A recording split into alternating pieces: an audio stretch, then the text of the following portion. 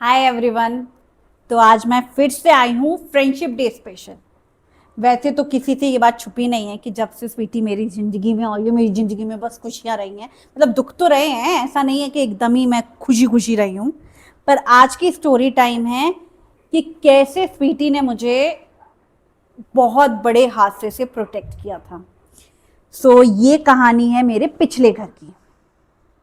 Yes, सुनाओ ना सबको। इश्पी की गल के बताओ, इश्पी की गल के बताओ, पर बताओ जल्दी। हाँ, तो ये कहानी है मेरे पिछले घर की जहाँ पे मैं रह रही थी। एंड मुझे सब कुछ बड़ा नॉर्मल लगता था कि वाओ जिंदगी कितनी सही चल रही है, कम रेंट है, ठीक है, जो कॉलोनी है वो अच्छी नहीं है बट ठीक है, मैं बहुत सेफ सिक्योर रह रही हूँ।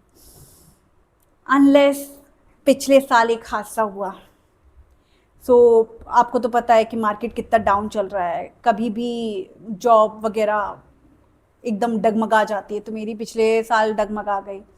एंड मैं जॉब सर्च करना चाह रही थी कि नहीं, क्या करना चाहती हूँ, कंटेंट क्रिएट करना चाहती हूँ या फिर कॉर्पोरेट में ही जॉब करना चाहती हूँ, क्योंकि मैं वेब डेवलपर हूँ और मुझे वेब डेवलपमेंट अच्छी लगती है, ऐसा नहीं है कि बुरी लगती है। तो मैं बड़ी कंफ्यूज चल रही थी। फिर सडनली उसी सब के सर्च में कि कंटेंट बनाऊं या क्या करूं, एकदम से मेरी बालकनी में धमाक की आवाज़ आती है। मुझे लगता है क्या हुआ, ये धमाक की आवाज़ कैसे आई। फिर मैं जाती हूँ और देखती हूँ तो वहाँ पर एक लड़का मेरी बालकनी में कूदा हुआ था। ना मतलब क्या, ये कैसे हो रहा था। वो मेरी बेडरूम की बालकनी है, यहाँ पे लड़के आ पा रहे थे, ये मुझे पहली बार पता चला। और अगर ये आ पा रहे थे तो मैं आज तक प्रोटेक्ट कैसे थी। फिर मुझे उसी दिन वो हादसा याद आता है कि आज अभी मतलब जिस दिन ये हादसा हुआ था उसके ठीक 5-6 दिन पहले की बात है। एक बच्चा रहता था हम लोगों की बिल्डिंग में, तो वो बार बार ना मेरे घर आता रहता था कि स्वीटी से मिलना है, स्वीटी के साथ खेलना है। स्वीटी उसे उतना भाव नहीं देती थी, वही मुझे समझ में नहीं आता था, जबकि इसे बच्चे पसंद है, पर ये भाव नहीं दे रही थी। है ना शुद्धू, सही बोला ना मम्मा ने। इसमें की करके बताओ। हाँ, तो 5 दिन पहले क्या हुआ कि वो मेरे घर में घुस रहा था बिना मेरी परमिशन के, और मैं नॉब बस लगा के जाती थी क्योंकि कभी चोरी हुई ही नहीं थी, वहां पर चोरी नहीं हुई मेरे घर में। एंड उस दिन स्वीटी को सूसू पॉटी के टाइम पे ये अपनी सूसू पॉटी पे ही ध्यान देती है, पर ये क्योंकि वहां पे विदाउट लीज घुमा करती थी, ये फट से ऊपर जाके गई। मैं शॉक भी हो गई कि ये अचानक से सीधे ऊपर क्यों भागी, जबकि इसको लगी थी। तो देखा वो बच्चा ना मेरे घर के अंदर घुस रहा था। मैंने कहा कि मैंने मना किया ना कि मैं बॉल नहीं दूंगी, तुम आ ही क्यों रहे हो, तुम आ ही क्यों रहे हो मेरे घर में जब मैं मना कर चुकी हूँ।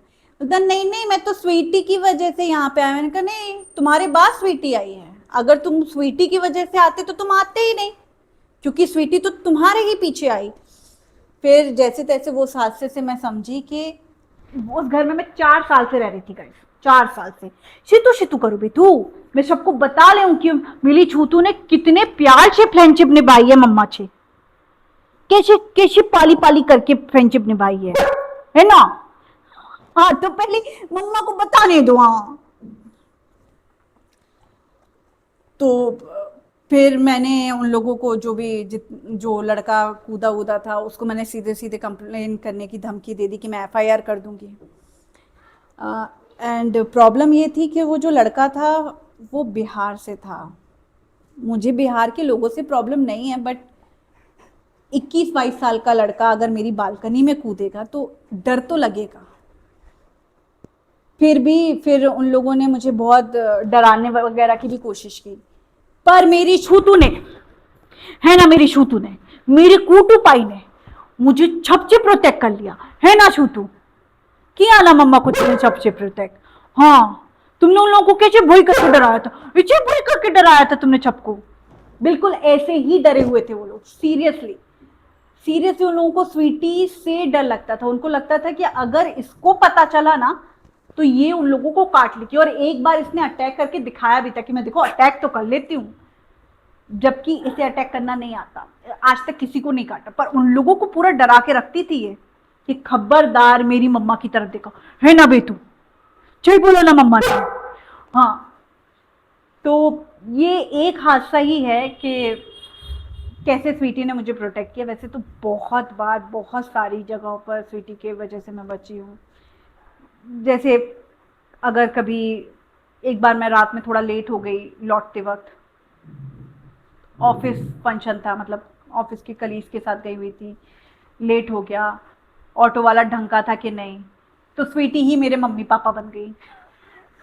मुझे पता है शायद लोग कहेंगे कैसी पागल लड़की है, पेरेंट्स फ्रेंड्स वगैरह की तो बात अलग होती है, कुत्ते को कौन अपने पेरेंट्स का वो सोच कर बताता है, बट सीरियसली गाइस, और मेरे चेहरे पे ना एक अलग सा कॉन्फिडेंस था कि हाँ हाँ मेरे घर में तो मेरे माँ बाप है, जबकि थी कौन, मेरी डॉग स्वीटी। तो ऐसे स्वीटी ने मुझे कई बार कई लोगों से अच्छी चिपलोते किया,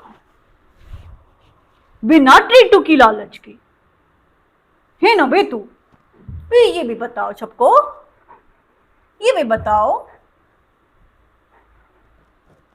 इधर आके बताओ।